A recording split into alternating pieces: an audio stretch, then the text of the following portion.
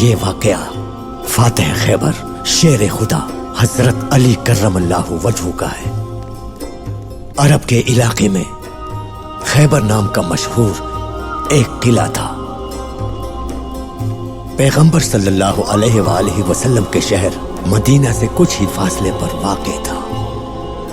وہ قلعہ بہت ہی ظالم لوگوں کے قبضے میں تھا۔ ان کے دل ایمان سے بالکل خالی تھے۔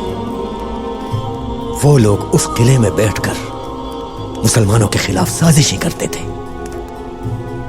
ان لوگوں نے اعلان جنگ بھی کیا تھا مسلمانوں کے خلاف، اور کافروں کی مدد بھی کی تھی غزوہ خندق کے موقع پر۔ جیسے جیسے وقت گزرتا گیا جنگ تو ختم ہو گئی، مگر ان مکاروں کی سازشیں مسلمانوں کے خلاف بڑھتی ہی چلی گئی۔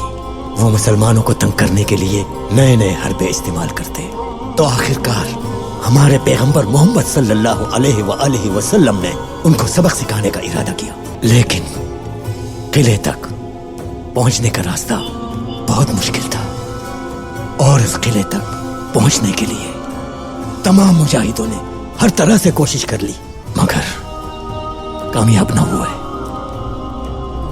اس کے بعد سب نے مل کر اپنے رب سے دعا کی کہ یا رب ہماری مدد فرما، اور پھر حضور پاک نے تمام مسلمانوں کو خوشخبری سنائی کہ میں کل علم اس کے حقیقی وارث کو دوں گا، وہی اس قلعے کا فاتح ہوگا۔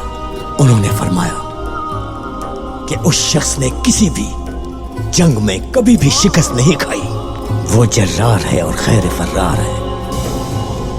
حضرت علی حضور کی خدمت میں حاضر ہوئے۔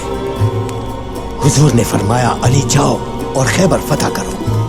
حضرت علی نے حضور پاک کے حکم کی تعمیل کی اور بنا کسی خوف و خطر کے خیبر کے قلعے پر حملہ آور ہوئے، اور انہوں نے کئی کافروں کو جہنم واصل کیا۔